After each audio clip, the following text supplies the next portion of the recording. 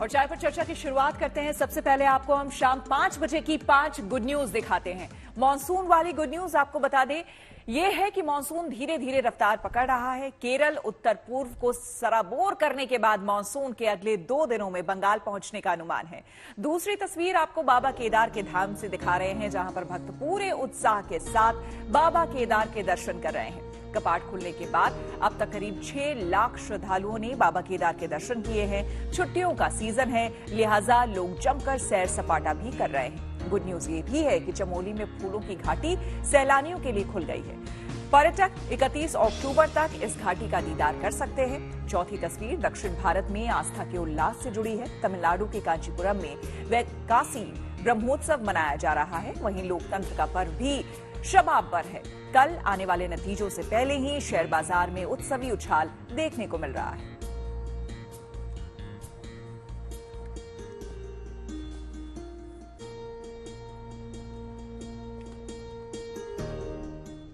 तीस मई को मानसून केरल के तट पर दस्तक देने के बाद तेजी से आगे बढ़ रहा है। 2 जून को मानसून बादलों ने कर्नाटक, तमिलनाडु, ओडिशा के कुछ हिस्सों में बरसकर चिलचिलाती गर्मी से लोगों को राहत पहुंचाई। तो चलिए आपको मानसून की गुड न्यूज वाली वो तस्वीरें दिखाते हैं जो ये दर्शाने के लिए काफी हैं कि इस बार मानसून सामान्य से अच्छा रहने वाला है।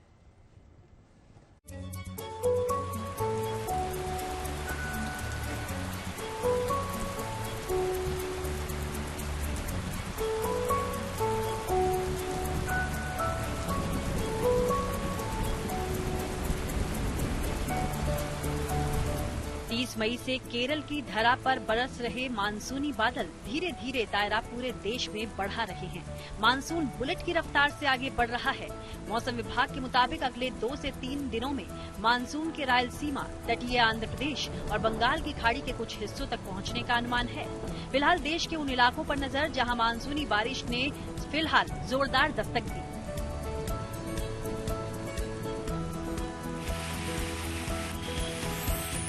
दो जून को कर्नाटक की राजधानी बेंगलुरु में मानसून के बादल खूब बरसे। चिलचिलाती गर्मी के सताए लोगों को बेशक राहत भी मिली, लेकिन राजधानी की सड़कों पर जाम लग गया। गाड़ियां धीरे धीरे अपने सफर को तय करती दिखी।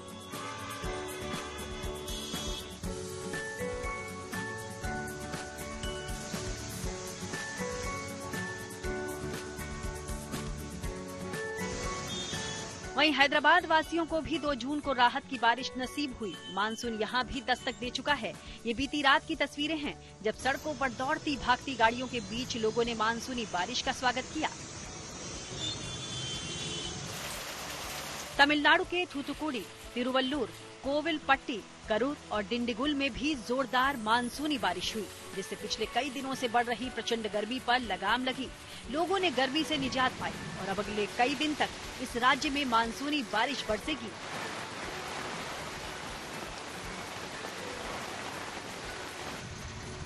ओडिशा के संभलपुर में भी भारी बारिश ने गर्मी के तेवर ठंडे कर दिए। यहाँ भी तेज हवाओं के साथ जोरदार बारिश हुई।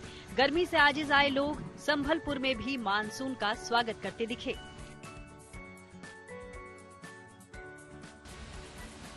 इसके अलावा राजस्थान के अजमेर में भी मानसूनी बादलों ने बरसते हुए इलाके में पड़ रही प्रचंड गर्मी के तेवरों को ठंडा कर दिया।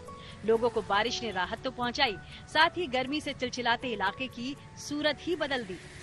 मानसून की ये बढ़ती स्पीड बता रही है कि बंगाल की खाड़ी के पश्चिम भागों में दायरा फैलाते हुए अब ये गोवा और मुंबई तक भी जल्द पहुंचने वाला है। इसके अलावा 1 से 2 दिन के अंदर मानसून के आंध्र प्रदेश और असम के कुछ हिस्सों में भी बरसने की संभावना है।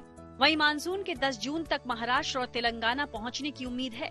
15 जून के आसपास मानसून गुजरात और मध्य प्रदेश की सीमा, छत्तीसगढ़, ओडिशा, झारखंड और बिहार तक अपनी पहुंच बना लेगा। वहीं 20 जून तक गुजरात के आंतरिक इलाकों, मध्य प्रदेश के मध्य हिस्सों और उत्तर प्रदेश के कुछ इलाकों पर छा जाएगा। इसके अलावा 25 जून को गुजरात, राजस्थान, मध्य प्रदेश, उत्तर प्रदेश, उत्तराखंड, हिमाचल प्रदेश और कश्मीर तक मानसून के पहुंचने की उम्मीद है, जबकि 30 जून तक दिल्ली, राजस्थान, हरियाणा और पंजाब तक मानसून के पहुंचने की संभावना है। मौसम विभाग की माने तो इस साल अल नीनो प्रणाली कमजोर रही है और ला नीना स्थितियां सक्रिय रही। जो इस साल अच्छे मानसून के लिए अनुकूल बताई जा रही हैं। इसी के चलते भारत में मानसून अभी तक हर राज्य के हिसाब से समय से पहले दस्तक दे रहा है, जो अच्छे मानसून के संकेत हैं। Bureau report, good news today. नौतपा यानी कि भीषण गर्मी के 9 दिन आज पूरे हो गए हैं। सूर्य के रोहिणी नक्षत्र में प्रवेश करने की अवधि को नौतपा कहा जाता है। माना जाता है कि इस दौरान सबसे अधिक गर्मी पड़ती है और माना यह भी जाता है कि इन दिनों में जितनी ज्यादा गर्मी पड़ेगी, बारिश उतनी ही ज्यादा होगी। तो इस बार भी इस अवधि में जबरदस्त गर्मी पड़ी है। हालांकि अब क्या गर्मी से राहत मिलेगी, ये अहम सवाल बना रहेगा।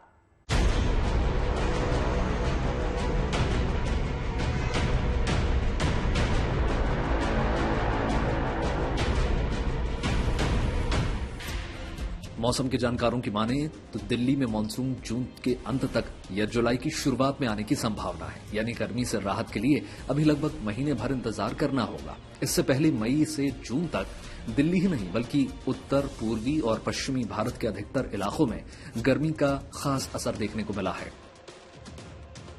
ग्लोबली आप देखेंगे कि जलवायु परिवर्तन का असर है और इस साल एल निनो जो है जो कि एक पैसिफिक सी सरफेस टेम्परेचर का गर्म जो है टेम्परेचर गर्म होता है, जो कि आमतौर पर पूरे रीजन में गर्मी देता है, वो भी एक वजह है। और हवाएं जो है पश्चिम दिशा से आ रही है, जिसकी वजह से तापमान जो है ओवरऑल बढ़ रहा है। हालात ये है कि उत्तर प्रदेश में भी पारा 42 डिग्री के पार जा चुका है।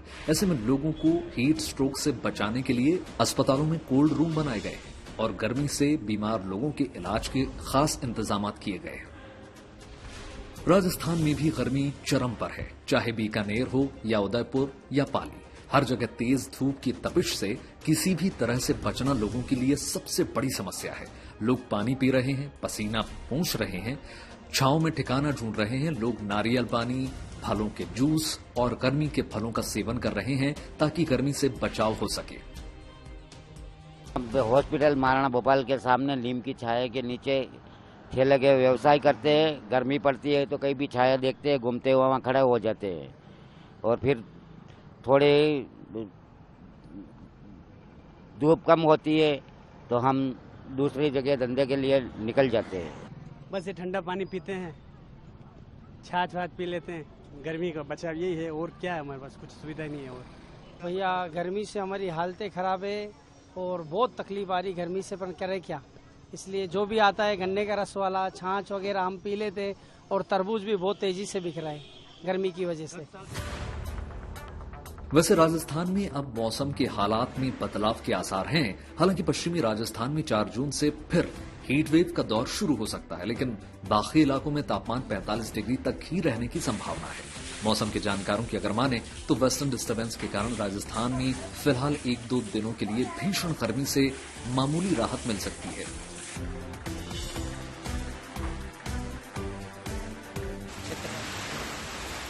हरियाणा के सिरसा में भी मौसम पलटा तो माहौल खुशगवार हो गया। जिसे राहत की बारिश का इंतजार लंबे समय से लोग कर रहे थे, वो आई तो खुशी का ठिकाना नहीं रहा। बादल झूम के बरसे और हर तरफ बौछारें पड़ती दिखी। उधर तेज गर्मी की स्थिति को देखते हुए मध्य प्रदेश में पेड़ लगाने की मुहिम चलाई जा रही है और इस सिलसिले में जागरूकता बढ़ाई जा रही है ताकि पर्यावरण को बचाया जा सके, जिससे आने वाले समय में संकट ना हो। फतेहपुर शेखावटी से राकेश गुर्जर के साथ bureau report, good news today. देश में चारधाम यात्रा जोर शोर से चल रही है। हर दिन आस्था का सैलाब उमड़ रहा है। चारधाम के दर्शन के लिए रोजाना नए रिकॉर्ड बन रहे हैं। केदारनाथ जाने वाले श्रद्धालुओं की तादाद सबसे ज्यादा है। यात्रा को शुरू हुए 24 दिन हुए हैं और महज 24 दिनों में ही रिकॉर्ड 6 लाख से ज्यादा श्रद्धालुओं ने बाबा केदार के दर्शन कर लिए हैं।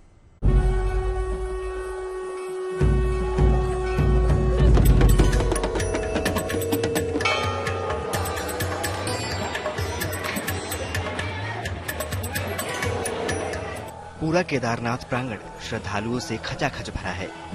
भोलेनाथ के भक्तों ने दर्शन के अब तक के सारे रिकॉर्ड ब्रेक कर दिए हैं। महज 24 दिन में 6 लाख से ज्यादा भक्त बाबा केदार के दर्शन के लिए पहुंचे हैं। दर्शन का हर रोज नया रिकॉर्ड बनता जा रहा है। दर्शन का ये रिकॉर्ड कहां जाकर थमेगा कहना मुश्किल है, क्योंकि रोजाना हजारों की तादाद में भक्त बाबा केदार के दर्शन के लिए पहुंच रहे हैं। केदार घाटी से लेकर केदारनाथ धाम तक तीर्थ यात्रियों से भरा पड़ा है। यात्रा की शुरुआत से ही हर दिन करीब 20,000 से ज्यादा श्रद्धालु बाबा केदार के दर्शन पूजन के लिए पहुंच रहे हैं। भक्तों की भारी भीड़ को देखते हुए वीआईपी दर्शन पर भी पाबंदी लगा दी गई है। 2 जून को ही 19,484 भक्तों ने बाबा केदार का आशीर्वाद लिया, जिसमें 12,857 पुरुष, 6,323 महिलाएं और 304 बच्चे शामिल थे। मंदिर खुलने के बाद से 6,27,113 से ज्यादा लोग केदार धाम पहुँच चुके हैं। केदारनाथ में उमड़ रही भक्तों की भीड़ को देखते हुए मंदिर को 23 घंटे तक खुला रखा जा रहा है, जिससे कि भक्तों को दर्शन के लिए ज्यादा इंतजार न करना पड़े। तीर्थ यात्रियों की तादाद को देखते हुए प्रशासन की ओर से भी हर तरह की सुविधाएं मुहैया कराई जा रही हैं। इस बार प्रशासन ने केदारनाथ पैदल मार्ग को 8 भागों में विभाजित किया है। हर जगह पर डॉक्टर, सेक्टर मजिस्ट्रेट और सुरक्षा जवान तैनात किए गए हैं। पैदल मार्ग पर संचालित हो रहे घोड़े, खच्चर और उनके संचालकों के कारण यात्रियों को कोई परेशानी न हो, इसके लिए निगरानी टीम भी तैनात की गई है। इसके अलावा यात्रा कंट्रोल रूम से यात्रियों को हो रही असुविधा पर भी नजर रखी जा रही है।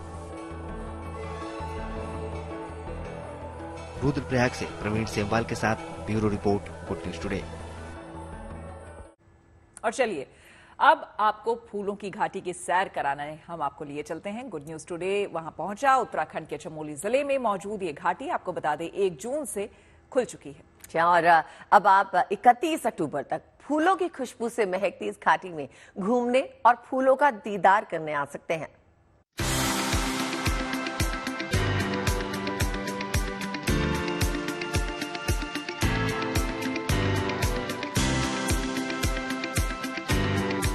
भारत माता की जय, भारत माता की। फूलों को देखकर मन खिल उठता है। किसी फूल या फूलों के गुच्छों को देखकर एक अलग ही खुशी मिलती है। और जब आप फूलों की घाटी में हो तो फिर कहने ही क्या। हम बात कर रहे हैं उत्तराखंड के चमोली में मौजूद फूलों की घाटी की, जो इस साल पर्यटकों के लिए खुल चुकी है। शनिवार 1 जून को सुबह 8 बजे के करीब नंदा देवी राष्ट्रीय उद्यान के उपवन संरक्षक भारत भूषण मार्तोलिया ने 40 पर्यटकों के पहले दल को हरी झंडी दिखाकर फूलों की घाटी के लिए रवाना किया। इस खास मौके पर मुंह मीठा कर पर्यटक घाटी का दीदार करने आगे बढ़ चले। उपवन संरक्षक मार्तोलिया ने पर्यटकों को कुछ सलाह के साथ ही शुभकामनाएं भी दी। मैं आप सभी से अपेक्षा करता हूं कि वैली ऑफ फ्लावर की स्वच्छता को आप बनाए रखेंगे। गत वर्षों की भांति इस वर्ष भी आप हमें पूरा सहयोग देंगे। वीडीसी से भी मेरी अपेक्षा है कि फूलों की घाटी को स्वच्छ रखने में अपना पूर्ण सहयोग देंगे। इन्हीं शब्दों के साथ मैं आपको शुभकामनाएं देता हूं। आपकी यात्रा मंगलमय हो। वर्ल्ड हेरिटेज यानी विश्व धरोहर में शामिल फूलों की ये घाटी बेहद खूबसूरत है। आप 31 अक्टूबर तक इस घाटी का दीदार कर सकते हैं। प्राकृतिक खूबसूरती और जैविक विविधता की वजह से 2005 में इसे यूनेस्को ने विश्व धरोहर घोषित किया था। 87.5 वर्ग किलोमीटर में फैली ये घाटी न सिर्फ भारत के लोगों को बल्कि दुनिया भर के पर्यटकों को अपनी ओर आकर्षित करती है। इस घाटी में दुर्लभ प्रजाति के जीव जंतु, वनस्पति, जड़ी बूटियों का संसार बसता है।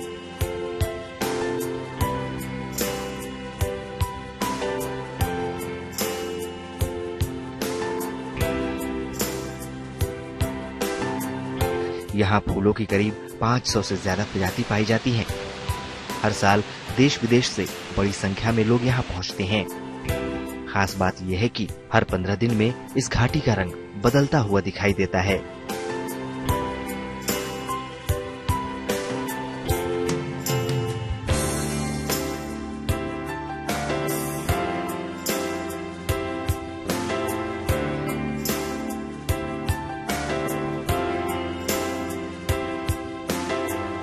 पार्क प्रशासन ने फूलों की घाटी में आवाजाही के लिए पैदल मार्ग दुरुस्त कर दिया है।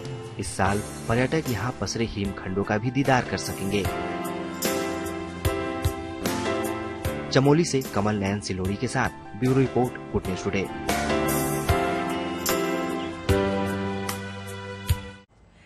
सपाटे के बीच अब सर्फिंग की बात करते हैं। आपको दिखाते हैं कर्नाटक में बेंगलुरु के तट पे सर्फिंग की कलाबाजी की वो शानदार तस्वीरें जिन्हें देख आप रोमांच से भर जाएंगे। दरअसल सर्फिंग फेडरेशन ऑफ इंडिया की राष्ट्रीय championship Indian open of surfing के 5वें एडिशन का आयोजन किया गया है। इस प्रतियोगिता में देश के टॉप सर्फर्स ने भाग लिया, तो साथ ही साथ इसमें दिलचस्पी रखने वाले तमाम लोग भी यहां पहुंचे। देखिए खास रिपोर्ट।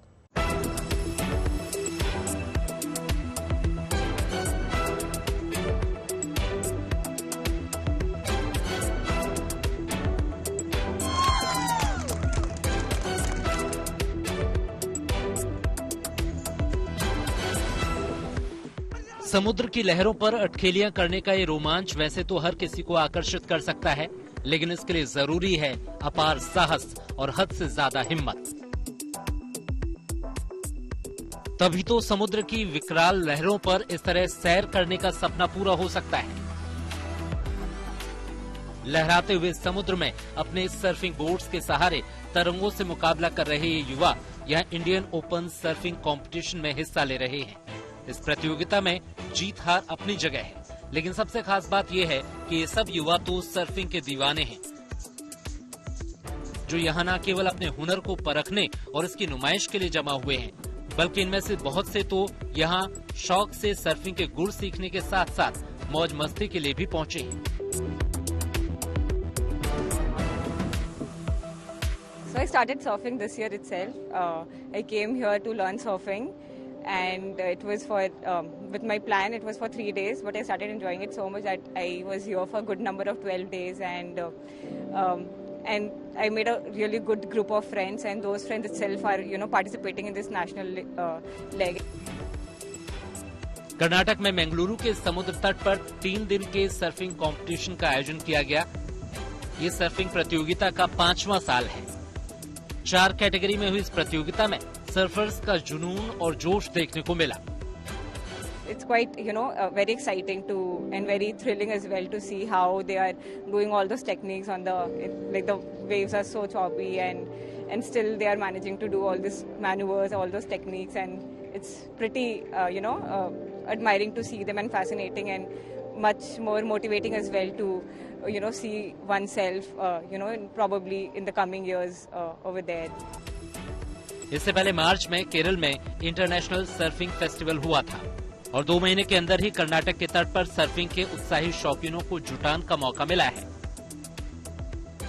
बहुत से विदेशी सर्फर्स भी यहां पहुंचे और इस शानदार आयोजन का हिस्सा बने। Bureau report, good news today.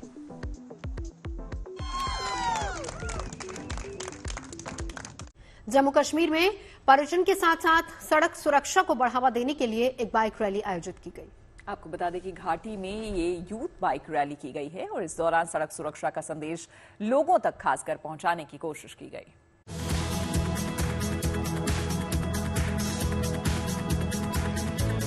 Bikes पर सवार इन नौजवानों का कारवां पूरी शान से कश्मीर की सड़कों पर निकला। जम्मू के डोडा से शुरू हुआ ये सफर वादियों तक पहुंचा और घाटी में एक बार फिर सुरक्षा का पैगाम लेकर पहुंचा। डोडा के डिप्टी कमिश्नर हरविंदर सिंह ने इस कारवां को रवाना किया और उसके बाद लोगों को सड़क सुरक्षा के लिए संदेश देते ये लोग आगे बढ़ते गए। एक सबसे इम्पोर्टेंट मैसेज है सेफ्टी का और रूल्स का। बाइक कैसे सेफली चलाई जाए और कैसे हमारी जिम्मेदारी होती है कि हम सेफ्टी अपनी और दूसरों की भी इंश्योर करें। बाइकर्स के लिए एक मेरा मैसेज रहेगा कि सेफ्टी से बाइक चलाएं और इसको मिसयूज ना करें। कोई यूथ अपनी एनर्जी को ऐसे ना यूज करे कि किसी और को खतरे में डाले। बेखौफ अंदाज, बेबाक सवारी और मजेदार सफर, और इस सफर का एक अहम हिस्सा है सड़क सुरक्षा के प्रति लोगों को जागरूक करना, जिसके लिए ये मतवाले निकल पड़े हैं। बढ़ती बाइक दुर्घटनाओं के मद्देनजर इस कार्यक्रम का मकसद युवाओं को यातायात नियमों का पालन करने और सड़कों पर सुरक्षा को प्राथमिकता देने के बारे में शिक्षित करना है। हम आमंत्रित करते हैं कि लोग यहाँ पर आके एडवेंचर एक्टिविटीज करें। बाज़ाब्ता रूल्स और रेगुलेशंस को लेकर हम सबके साथ हैं। जो आज के बच्चे मोबाइल एडिक्शन या ड्रग्स एडिक्शन में चले गए हैं, उनको हमारा मैसेज है बाहर आइए, नेचर को फील कीजिए, उसके बाद एंजॉय कीजिए। आपकी और हमारी जिंदगी बेहद कीमती है, ऐसे में जब सड़क पर निकलें तो सड़क सुरक्षा का खास ख्याल भी रखें, नियमों का पालन करें और सुरक्षित तरीके से ही गाड़ी चलाएं। Bureau report, good news today. इस वक्त जहां मानसून देश के कई हिस्सों में प्रवेश कर चुका है, उन इलाकों में तमिलनाडु भी शामिल है, लेकिन इस राज्य के त्रिची में अभी चिलचिलाती गर्मी से इंसान ही नहीं जानवर भी दो चार हो रहे हैं। उन्हें भी इंतजार है मानसूनी फुहारों का। मगर इस इंतजार के बीच यहां के वन विभाग ने त्रिची रिहैबिलिटेशन सेंटर में मौजूद जानवरों के लिए पानी की फुहारों का इंतजाम किया। फॉगर्स के जरिए इन हाथियों को खासकर चिलचिलाती और उमस भरी गर्मी से राहत मिली।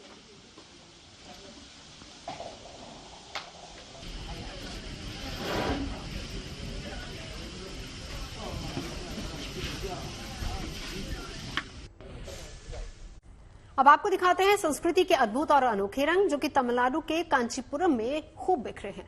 यहाँ परंपरागत तरीके के साथ गरुड़ रथ यात्रा निकाली गई। दरअसल यहाँ वरदराज पेरुमल मंदिर में एक उत्सव का आयोजन किया गया, जिसमें वैकासी ब्रह्मोत्सव की उमंग देखने को मिली। पूरे विधि विधान के साथ स्थानीय लोगों ने इस उत्सव को मनाया। देखिए इस उत्सव की खास झलक।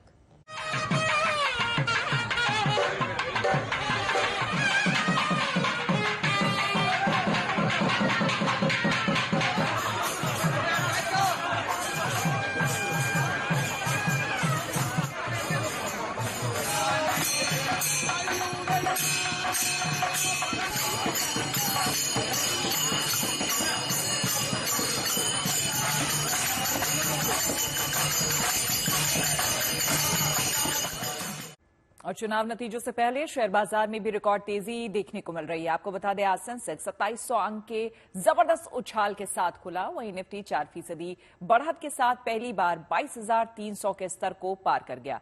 एक्सपर्ट्स के मुताबिक पीएसयू, डिफेंस, इंफ्रा से लेकर टेक सेक्टर के शेयरों में भी बम्पर उछाल की उम्मीद है।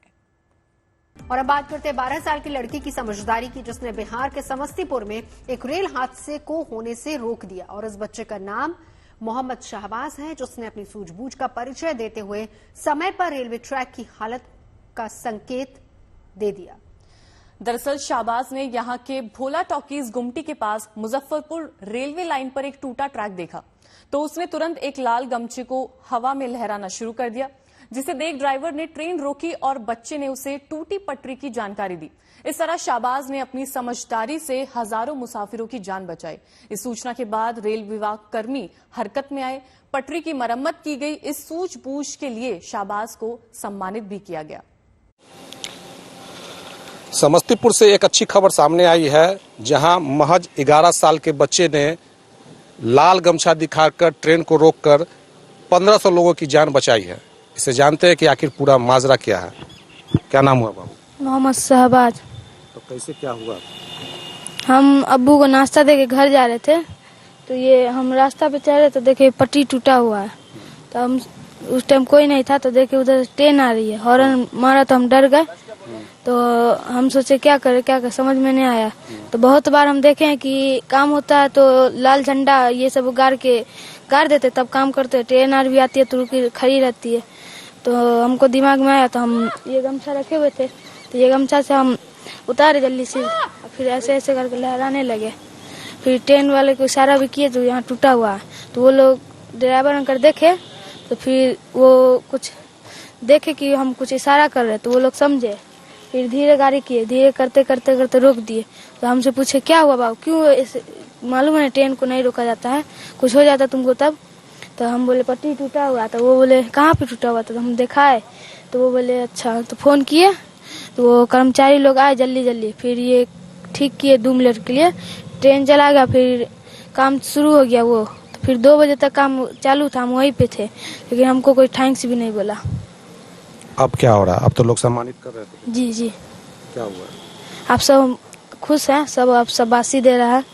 अच्छा, तो कैसा लग रहा है? सब शाबाशी दे रहा, तो क्या लग रहा है? अच्छा लग रहा है। उसी समय पूछे क्या तुमको कैसे लगा, तुमको एक्सीडेंट करे क्या? तो नहीं, गाड़ी का पट्टी टूटा हुआ। तब हमको समझ में आया कि तो यही बताया कि फिर हम गाड़ी को रोक के, ड्राइवर भी बोला नहीं बबू आपका बहुत बड़ा काम किया, ऐसे किया है। तब सब लोग हमको भी हाथ मिलाने लगा। इसीलिए चलिए ऊपर वाले का शुक्र है, कम से कम मेरा बच्चा कुछ अच्छा काम कर गया, इसलिए हमें बहुत बेहद खुशी है। बहुत ही ज्यादा हमको खुशी है कि मेरा छोटा सा बच्चा है 12 साल का है, ये बहुत ही अच्छा काम किया है। इसके लिए हमको अपने बेटे पे बहुत ही ज्यादा। भारतीय सेना सीमा सुरक्षा के साथ आपको बता दें कि देश के नागरिकों की हिफाजत में भी दिन रात तैनात रहती है। चुनौती अगर दुश्मन से मिले तो उसे मुंहतोड़ जवाब देना भी बखूबी जानती है, और अगर चुनौती कुदरत से मिल तो हौसले के साथ उस चुनौती का सामना करती है। ऐसे में लद्दाख में भारी बर्फबारी की वजह से फंसे करीब 1000 सैलानियों को सेना के जवानों ने इसी हौसले से चांगला पास के करीब रेस्क्यू किया। बर्फ से घिरी पहाड़ियां, संकरे रास्ते, लगातार बर्फबारी और आगे बढ़ पाना नामुमकिन। लद्दाख में 17,500 फीट की ऊंचाई पर जब मौसम ने इम्तिहान लिया तो 1000 से ज्यादा सैलानियों पर आफत आ गई। इस मुश्किल वक्त में सेना के जवान इन सैलानियों के लिए राहत का पैगाम लेकर आए। चांगला पास के करीब बर्फबारी की वजह से करीब 200 गाड़ियां फंस गई थी। करीब 150 बाइकर्स को आगे बढ़ने का रास्ता नहीं मिल पा रहा था। पूरे रास्ते पर कई किलोमीटर लंबा जाम लग गया था। ज्यादा ऊंचाई और खराब मौसम में कुछ लोगों को सांस लेने में तकलीफ हो रही थी। सैलानियों की परेशानी का पता चलते ही सेना के त्रिशूल डिवीजन के जवानों ने रेस्क्यू ऑपरेशन शुरू कर दिया। घंटों की मशक्कत के बाद इन जवानों ने बर्फ हटाकर रास्ता खोल दिया। जो बाइकर्स खराब मौसम या खराब तबीयत की वजह से बाइक चलाने में असमर्थ थे, उन्हें कार में बैठाकर बाहर निकाला गया। बीमार लोगों को ऑक्सीजन सिलेंडर दिए गए और सभी को खाने पीने के सामान भी बांटे गए। 6 घंटे तक चले रेस्क्यू ऑपरेशन के बाद सभी सैलानी चांगला पास से निकलने में कामयाब हुए और सभी ने सेना के जवानों को तहे दिल से शुक्रिया कहा। भारत के उत्तरी इलाके में नॉर्दर्न कमांड के जवान सरहदों की हिफाजत के साथ साथ देश के नागरिकों की सुरक्षा का भी पूरा ख्याल रखते हैं। बेदर्द मौसम और बर्फीले तूफान भी इन जवानों के हौसले को कम नहीं कर पाते। जिस तापमान में कुछ पहल के लिए ठहरना भी मुश्किल हो, उस बर्फीली ठंड में ये जवान दिन रात देश की हिफाजत करते हैं। इन जवानों की इस वीरता की वजह से ही देश की सीमाएं हर वक्त दुश्मनों की नजरों से महफूज रहती हैं। सैलानी भी इन इलाकों में बेखौफ होकर घूमते हैं क्योंकि ये जवान सैलानियों की हिफाजत की भी गारंटी हैं। Bureau report, good news today. Jammu Kashmir के सोनमर्ग में ग्लेशियर का एक हिस्सा टूटने से 3 लोग उसमें फंस गए। आनन फानन में उन्हें बचाने की जद्दोजहद शुरू कर दी गई है। टूटे हुए बर्फ के हिस्से के नीचे दबे 2 पर्यटकों को सुरक्षित बचा लिया गया, जबकि एक स्थानीय व्यक्ति का पता नहीं चल पाया। बचाव कर्मियों ने आशंका जताई है कि वो ग्लेशियर के नीचे तेज धारा में बह गया होगा। उसकी तलाश के लिए रेस्क्यू ऑपरेशन चलाया गया। बताया गया है कि रविवार दोपहर पर्यटकों की भीड़ की वजह से थजवास ग्लेशियर का एक हिस्सा टूट गया था, जिसके चलते ये हादसा हुआ है।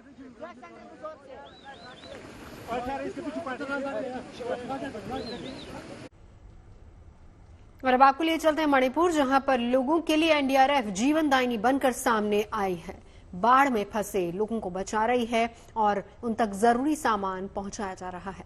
पिछले दिनों यहां रेमल चक्रवात की वजह से भारी बारिश हुई थी, जिससे कई इलाकों में पानी भर गया था। वहीं असम के सिलचर जिले में एनडीआरएफ की एक टीम की तैनाती की गई ताकि मानसून के सीजन में अगर कोई आपदा आती है तो एनडीआरएफ तुरंत एक्शन में आए।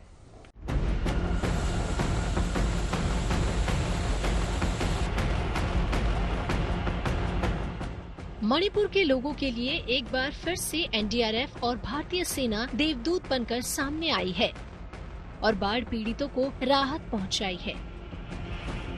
भारी बारिश की वजह से मणिपुर में कई गांवों में पानी भर गया है, जिससे कई लोग कई दिनों से फंसे हुए हैं, जिन्हें बचाने के लिए एनडीआरएफ और सेना लगातार काम कर रही है और लोगों को सुरक्षित स्थानों पर पहुंचा भी रही है और उनकी देखभाल भी कर रही है।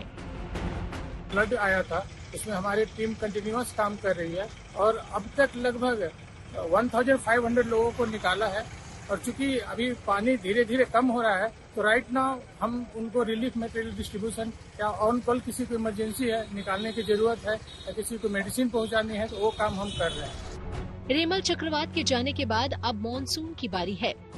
इसीलिए असम के सिलचर जिले में अभी से ही एनडीआरएफ को तैनात कर दिया गया है, ताकि बारिश की वजह से किसी भी प्रकार की आपदा आए तो लोगों को बचाने में देरी न हो सके और तुरंत कार्रवाई शुरू हो सके। अपने पूरे साजो सामान के साथ एनडीआरएफ की एक टीम सिलचर पहुंची। ये टुकड़ी बाढ़ के हालात से निपटने के लिए 24 घंटे तैनात रहेगी। पहाड़ी इलाकों में भारी बारिश और भूस्खलन होने से अक्सर एनडीआरएफ को मूवमेंट में दिक्कतों का सामना करना पड़ता है। ऐसे अगर पहले से ही यहाँ पर एनडीआरएफ तैनात होगी तो आपदा के समय काफी सहूलियत होगी। सिलचर से दिलीप कुमार सिंह के साथ bureau report, good news today. Gujarat में वर्ल्ड जूनियर चेस चैंपियनशिप की शुरुआत हो चुकी है। ग्रैंड मास्टर विश्वनाथन आनंद ने इसकी शुरुआत की। 14 जून तक चलने वाले इस इवेंट में दुनिया भर के जूनियर चेस चैंपियन हिस्सा ले रहे हैं। और इस बार वर्ल्ड जूनियर चेस चैंपियनशिप में 49 देश के लोगों ने हिस्सा लिया है। और इसमें खास बात यह भी है कि गुजरात पहली बार इस प्रतियोगिता की मेजबानी कर रहा है।